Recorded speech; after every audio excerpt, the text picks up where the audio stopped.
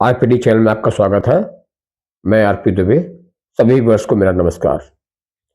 दोस्तों, इस वीडियो में मैं आपके साथ अमेरिका और पाकिस्तान की बढ़ती निकटता पर अपने विदेश मंत्री जयशंकर के बयान को शेयर करूंगा आपसे एवं राष्ट्र के हितों को सर्वोपरि रखते हुए अपनी विदेश नीति का मार्गदर्शन करने के भारत के दृढ़ संकल्प को भी मैं अपनी बात आपसे शेयर करूंगा।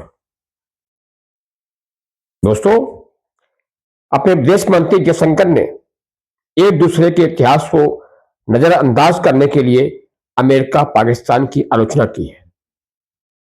उन्होंने एबटाबाद में ओसामा बिन लादेन को मार गिराने वाले हमले को याद किया। उन्होंने ऑपरेशन सिंदूर के बाद हुए युद्ध विराम में अमेरिकी मीडिएशन के दावों को फिर से खारिज किया और जोर देकर कहा कि यह एक सीधा भारत पाकिस्तान के बीच समझौता था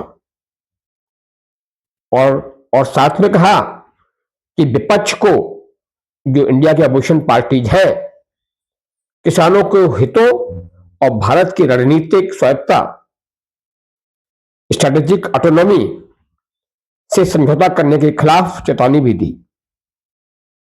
उन्होंने कहा कि जो इंडियन गवर्नमेंट एट सेंटर जो स्ट्रेटेजिक ऑटोनॉमी को इंपॉर्टेंस दे रही है, उसके दिशा में पूरा प्रयास कर रही है और उनके प्रयासों के का जो अपोजिशन पार्टीज अपोज कर रही हैं वो बहुत ही शर्मिंदाजनक है। लेकिन एनडीए गवर्नमेंट ने जो अपना टारगेट रखा हुआ है, जो विजन रखा हुआ है स्ट्रेटेजिक ऑटोनॉमी के लिए, उस पर आगे बढ़ते रहेंगे। दोस्तों, उन्होंने आगे इस बात पर जोर दिया जयशंकर जी ने कि भारत की विदेश नीति अल्पकालिक सुविधा की राजनीति के बजाय दीर्घकालिक विश्वास से प्रेरित है। जब देश सुविधा की राजनीति पर ध्यान केंद्रित करते हैं तो कुछ न कुछ करने की कोशिश करते रहते हैं, लेकिन भारत हमेशा संबंधों की व्यापक संरचनात्मक मजबूतियों, स्ट्रक्चरल स्ट्रेंथ्स और उससे उत्पन्न होने वाले विश्वास को ध्यान में रखता है। भारत अपनी मजबूतियों और अपने संबंधों के महत्व को भी जानता है। दोस्तों, 1970 के दशक से, यानी 50 साल से भी ज्यादा वर्षों से इस देश में एक राष्ट्रीय सहमति रही है कि भारत पाकिस्तान के साथ अपने संबंधों में मीडिएशन स्वीकार नहीं करता। दोस्तों, कई दशकों से, 50 दशकों से पहले भी, से अभी तक इंडिया ने भारत और पाकिस्तान के बीच, जो भी इंडिया और पाकिस्तान के बीच जो भी इश्यूज है, आउटस्टैंडिंग इश्यूज है, तो इन दोनों ने 1972 के शिमला समझौते के तहत बायलैटरल बेसिस पर इश्यूज सुलझाने की उसमें एक व्यवस्था की गई है। जितने भी द्विपक्षीय इश्यू होंगे भारत और पाकिस्तान के बीच, वो आपस में बैठ करके सुलझाए जाएंगे, उसमें थर्ड पार्टी का मीडिएशन नहीं होगा। दोस्तों, जयशंकर ने आगे बताया कि ऑपरेशन सिंदूर के दौरान अमेरिका और अन्य देशों से कॉल आई थी, लेकिन उन्होंने स्पष्ट किया कि ये नियमित राजनयिक आदान प्रदान थे, रेगुलर डिप्लोमेटिक एक्सचेंजेस थे, लेकिन किसी प्रकार का कोई नेगोशिएशन नहीं था, बातचीत नहीं थी। इसके अलावा उन्होंने कहा कि उनके द्वारा किया गया हर अमेरिकी फोन कॉल उनके एक्स अकाउंट पर मौजूद है। उन्होंने कहा कि जितने भी फोन्स आए ऑपरेशन सिंदूर के दौरान, जब इंडिया पाकिस्तान से कॉन्फ्लिक्ट हुआ था, उन सभी का डिटेल एक्स अकाउंट पर एग्जिस्ट करता है।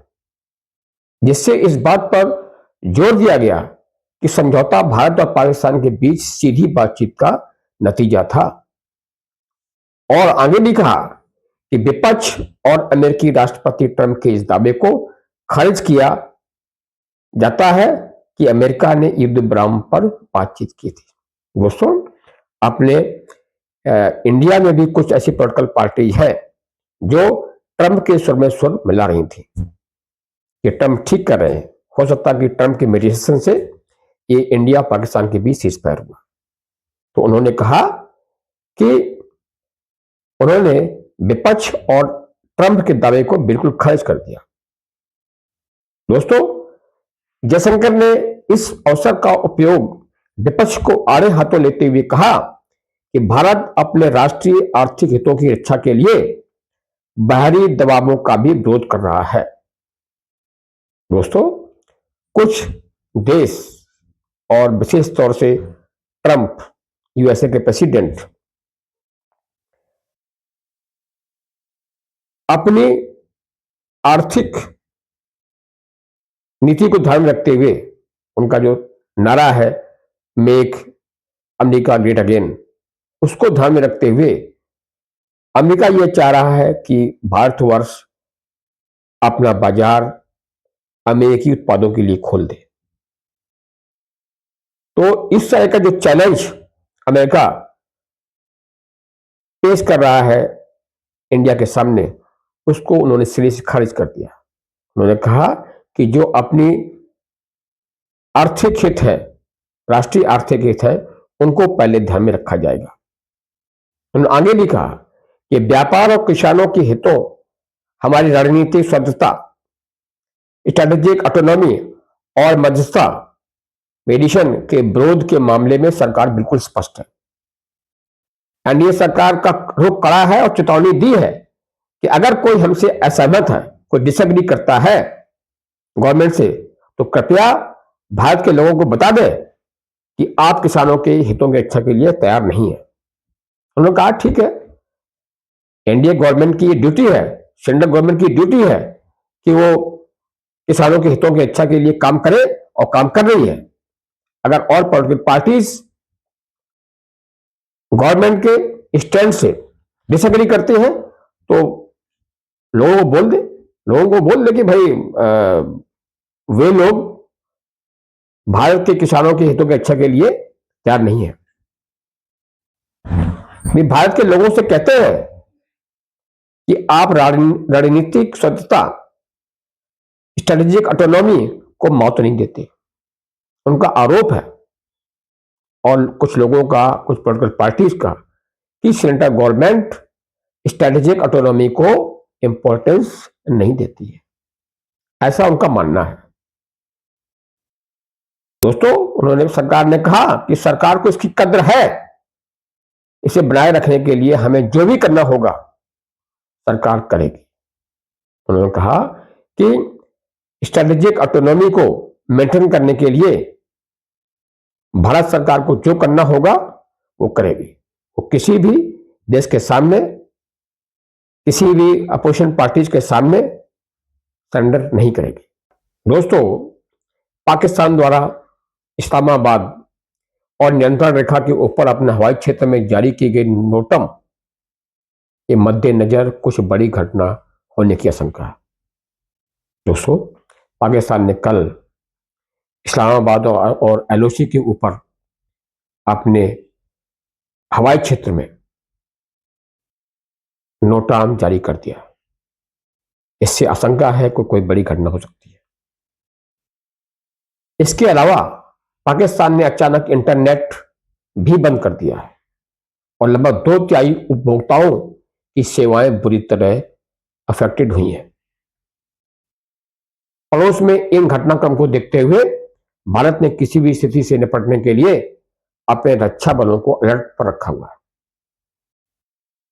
दोस्तों, भारत ने 6ठी पीढ़ी लड़ाकू विमान विकसित करने के लिए जर्मनी, फ्रांस और स्पेन के साथ रक्षा क्षेत्र में प्रयास करने का निर्णय लेकर चीन और पाकिस्तान को चौंका दिया।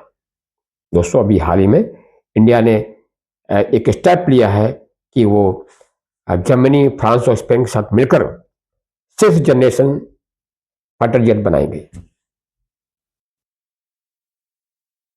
यूरोपीय देशों ने हाल ही में इजरायल ईरान संघर्ष के दौरान इसके संचालन में देखी गई स्पष्ट तकनीकी खामियों के कारण अमेरिका के F-35 लड़ाकू विमानों को 6ठी पीढ़ी का मानने से इनकार कर दिया।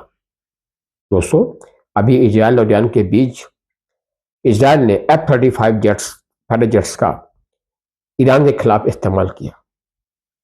उन ऑपरेशन के दौरान इन फाइटर जेट्स में काफी खामियां नजर आई। उन खामियों को देखते हुए कई यूरोपियन कंट्रीज ने F-35 की डील कैंसिल कर दी है और इसके स्टील्थ फीचर्स भी संदिग्ध हैं। सबसे ज्यादा इंपॉर्टेंट जो फाइटर जेट्स का इंपॉर्टेंट जो है वो है इसका स्टील्थ फीचर्स, कि जो रडार पे ना सके, तो उसके स्टील्थ फीचर्स भी संदिग्ध है कि F-35 में स्टील्थ फीचर्स की कमी है। उसको रडार पर आ जाते हैं, रडार उसको ट्रैक कर लेता है। अभी स्पेन ने हाल ही में F-35 की डील अमेरिका के साथ कैंसिल कर दी है। दोस्तों, राफेल लड़ाकू जेट, राफेल फाइटर जेट्स, इसकी आलोचना जो है अपोजिशन पार्टीज ने बहुत की। एक बात तो यह थी कि फ्रांस ने सोर्स कोड देने से मना कर दिया था, जिससे कि इंडियन गवर्नमेंट अपने इंडिजिनसली बिल्ट जो भारत में विकसित की गई थी मिसाइल्स को फिट नहीं कर पाया। दूसरा, पाकिस्तान ने क्लेम कर दिया कि ऑपरेशन सिंदूर के दौरान करीब 5 फाइटर जेट्स को मार गिराया गया। तो इनके मद्देनजर अपोजिशन पार्टीज ने इन विमानों की बहुत आलोचना की, लेकिन जब इन फाइटर जेट्स की बहुत ही गहराई से जांच की गई कि पाकिस्तान के अंदर गहराई से हमला करने में उनकी भूमिका की गहन जांच के परिणाम स्वरूप उन्होंने अपना वर्थ प्रूव कर दिया। एक चौंकाने वाले खुलासे में भारतीय वायुसेना का एक राफेल लड़ाकू जेट हालिया संघर्ष के दौरान पाकिस्तानी मिसाइल के सीधे हमले से बच गया। नीचे गिरने के बजाय जेट की प्रणाली ने इसे उड़ान भरते रखा। मतलब अगर कोई मिसाइल उसमें हिट भी हो गई हो तो वो विमान नीचे नहीं गिरा, उसकी जेट प्रणाली ने जो सिस्टम लगा हुआ है उसे उड़ान भरते रखा गया, जिससे पायलट की जान बच गई और अच्छा दृष्टिकोण बदल गया। दोस्तों, इस वास्तविक दुनिया की युद्ध सफलता ने रणनीतिकारों को एक बड़े राफेल सौदे के लिए प्रेरित किया।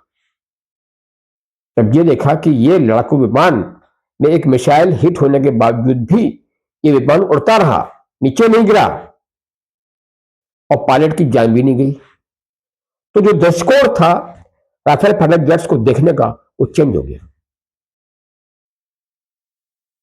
और इसकी कैपेबिलिटी की वजह से